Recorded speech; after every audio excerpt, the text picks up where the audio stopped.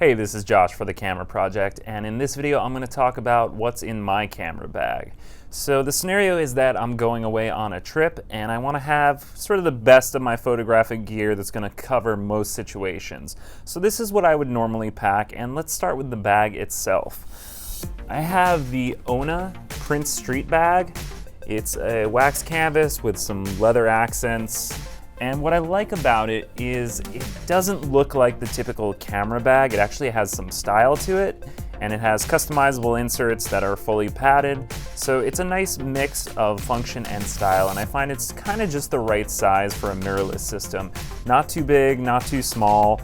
I could throw something like a 11-inch MacBook Air or an iPad in there as well, and a good style of something that you want to carry around with you. So moving on to the camera, just like Alison, I shoot with the Olympus OMD EM5II. Right now I have the 17mm lens on here, the 1.8, and I also have this third-party, just cheap $30 Amazon grip.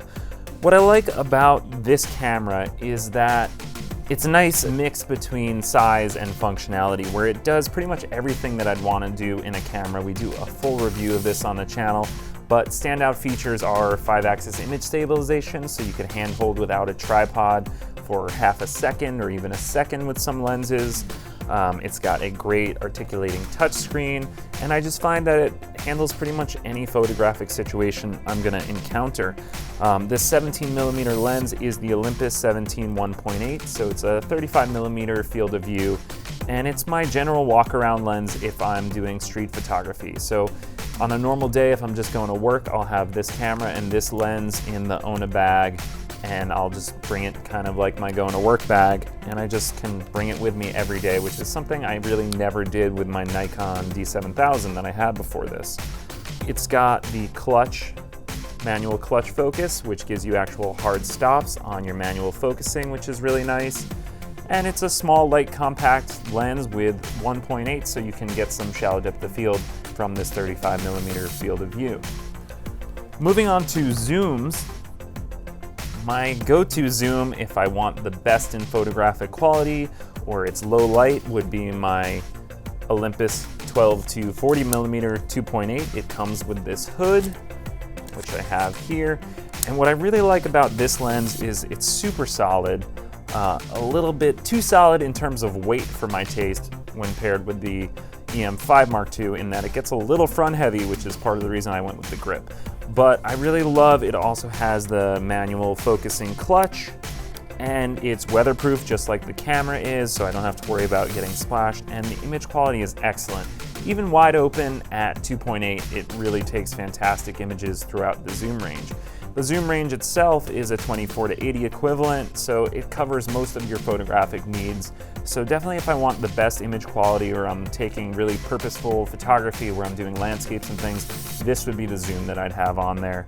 The other zoom that I really like is the Olympus 14 to 150. This is the version 2 of this lens. It's also weather sealed, and what I really like about this lens, it's sort of the ultimate in zoom range.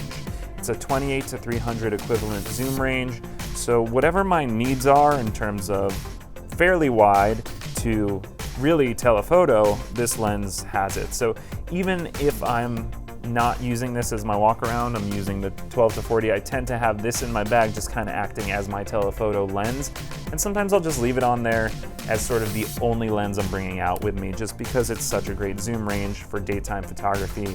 It's a little slower at night, a little slow to focus, but the image quality is very good and the zoom range can't be beat.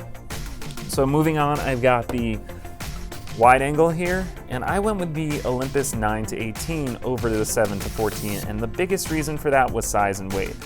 I don't shoot a ton of wide angle, so I just wanted something that I'd be able to throw in my bag and have with me and not worry about like, oh, do I really want to carry that around all day? The 7 to 14 is kind of big and heavy, even more so than the 12 to 40 is. And with this one, you can just really throw it in a bag and not even notice you have it. It's kind of the jankiest of the lenses in that it's a plasticky construction. It looks kind of dated. It's got this weird unlocking module where you have to unlock it before you start shooting. The benefit, of course, to that is it collapses super small. It's all easier to do when it's actually on the camera to collapse it. But yeah, it collapses super small and has this zoom range when you're shooting with it. It's a 9-18. It takes really nice images, so it's good for landscapes. It's good for interior photography where you need to be really wide, of course on a tripod inside because it's only a 4-5.6, so it's not super fast. But again, good image quality and great compromise between size, weight, quality, all of those things. And of course price, where the 7-14 is a little bit pricey.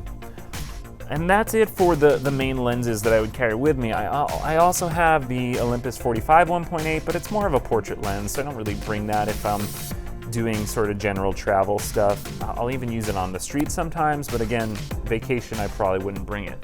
The other thing that I usually have in my camera bag is I have the GorillaPod, which I'm currently using to shoot right now, and I have the smaller, more mirrorless targeted model, which I would actually recommend going one step up, because if you have a heavy lens, like the 12-40, it does feel a little unstable.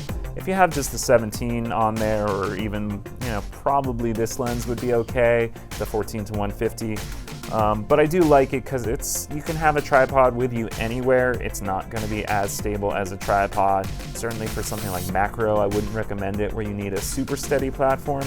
But for general video and general, stills where you just need a stable platform, it is nice. The other thing I kind of always bring with me is this guy, which is the Sony RX100. I just have the first generation. What I love about it, it's got the 1-inch sensor, so it's really fantastic image quality for what's essentially a point and shoot, but it has full manual controls, it shoots in RAW. I mean, I've recovered highlights from this thing where you think the image is totally blown, but the dynamic range on the sensor is really nice. It shoots great video, and it's just a great general camera to bring when you feel like going out to dinner and not having a big bulky camera with you. Even though the OMD EM5II is small, this is smaller, and it's nice to have something that is pocketable. So certainly the Mark III or Mark IV would be the current choice of this model, but this one's still going strong, and I really like it. So if you want to know more about our gear, you could go to thecamproj.com and go to our new gear page. If you click on one of those links and buy something, we get a little bit of money from it, so certainly we appreciate it. And if you have any questions, please ask us, and of course, please subscribe to the video, and we really appreciate it. Let us know if you have any questions or comments. Thank you.